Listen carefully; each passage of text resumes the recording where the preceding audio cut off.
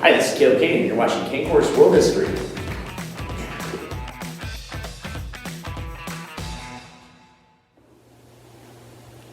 Globalization. What a time to be alive. Remember, globalization is the greater interconnection between nations of the world that happens after World War II and after the Cold War.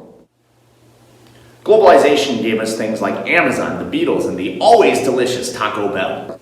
And yes, most of us would say that globalization is genuinely a good thing. It's made our lives better because of the accessibility that we have and the connection that we have to things around the world. But what if globalization isn't actually all that it's cracked up to be? In recent years, many individuals have brought up criticism of globalization, saying that it actually does more harm than good, including author Bill Bryson.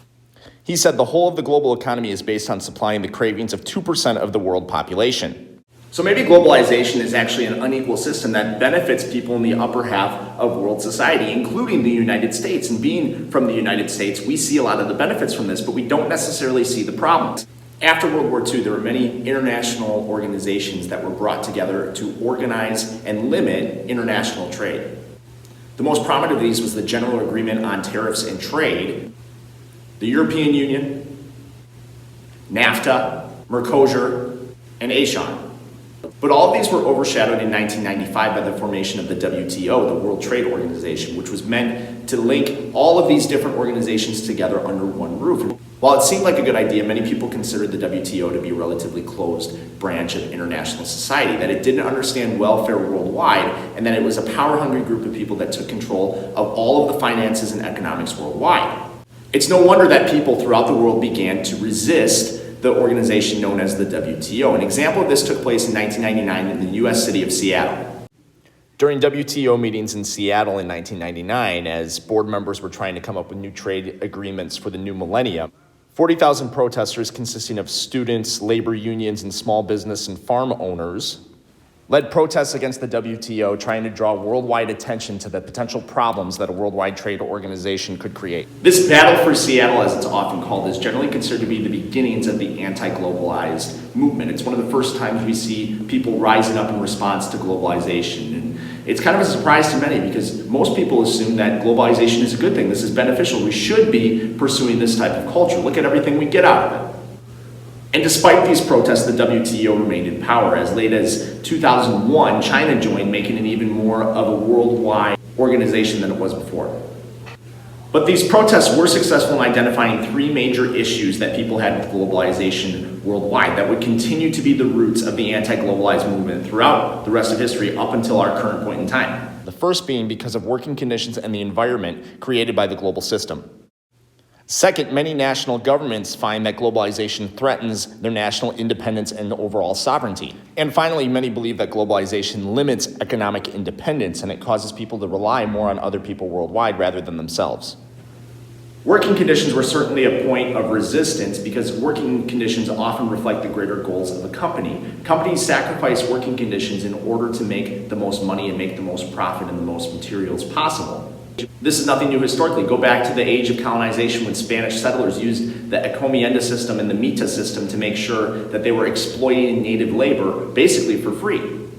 This obviously eventually evolved into the slave trade and the slave system that came to dominate both Europe and the United States for almost 2 centuries. Or even more recently in the Industrial Revolution, when things like child labor and labor laws actually became prominent because of the way in which people were treated in these massive factories that were really only selfishly focused on economic gain. Poor working conditions have certainly continued, and we see several examples of that in our world still today. In Africa, the growing chocolate industry has often had very unfair and harsh labor conditions, even exploiting child labor in many cases.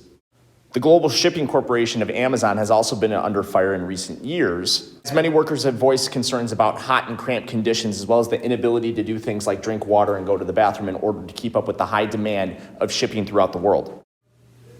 Having appropriate working conditions is certainly something that speaks to human nature. We want to be comfortable and we want to be rewarded for the work that we do. We want to be rewarded in a way that fits the actual job. Therefore, it's very easy to see why working conditions would directly affect this anti-globalization movement. On a much grander scale, many believe that globalization limits the freedoms and independence that countries have as a whole. Take, for example, recently in the United States, where President Trump has said things like leaving NAFTA because it's one of the worst trade deals ever.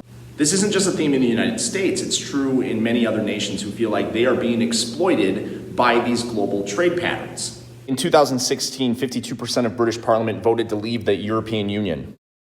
This was a surprise since Great Britain had helped form the European Union back after World War II.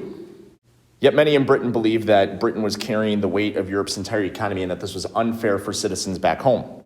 However, Prime Minister Theresa May was unable to craft a solution that favored the British while also leaving the other 27 nations in the European Union economically stable, causing her to resign and talks of Brexit, as it is known as, to fail. Many countries worldwide are starting to figure out that they can't have it both ways. They can't be 100% independent and still participate on a global trade scale. Because of this, we see countries like the United States and Great Britain and many others beginning to resist trade unions, trade agreements, and overall participation within this World Trade Organization because they feel like it limits their ability to actually function on their own on an economic scale. And finally, many believe that the World Trade Organization and globalized trade limits what the individual can actually do when it comes to business. People don't really enjoy when some bigger entity says, no, you can't do that. In this case, no, you can't trade outside your own borders, or no, you can't sell your stuff to that country. That's essentially what the World Trade Organization ends up doing. It creates this massive umbrella over all trade throughout the world, and this seems quite unfair to the average person. Because of this, we continue to see protests like the Battle for Seattle happen worldwide as many begin to resist against the global entities that are restricting the individual rights that people have to trade and to function economically. While the World Bank was set up by the UN to provide economic stability for developing nations and struggling nations around the world, many believed that it was too powerful and distrusted the fact that so many people had control over money around the world. The World Bank and the WTO were unfair to small businesses, often restricting small businesses to stay within the confines of the country in which they're located. This triggered another string of protests worldwide at different World Bank headquarters, as many believed that the World Bank and the WTO favored richer nations over poorer nations. In many ways, this global resistance movement actually reflects social movements that try to protect workers' rights, or the right to make a fair living, or the abilities that we have to trade with one another. But again, really, this all goes back to an idea that people really don't want to connect with others if they don't have to. Yes, genuinely, we are social beings, we like connection, but there are parts of us that like to be alone, that enjoy separation from others, or we worry that greater connection with the world causes us to lose a little bit of ourselves. Again, like I said earlier, you can't have it both ways. You can't be completely independent, yet still want to trade and be involved with people around the world. It's one or the other, and that's why we see so much resistance towards globalization. When it comes down to it, people care about one thing and one thing only. They care about themselves. That's a greater reflection of human nature, as we've been discussing throughout the entire course. But it is an interesting conundrum because globalization does give us all sorts of things. It does give us a variety in our media and entertainment. It gives us the opportunity to buy products from different companies that are international. Many would consider globalization to be a good thing. Yet, like so many concepts and developments in world history, when you look at it closer, things aren't exactly what they seem. Maybe globalization is great for the world, or maybe globalization is actually bad for the world. I'll leave that up for you to decide. Thanks for watching. We'll see you next time.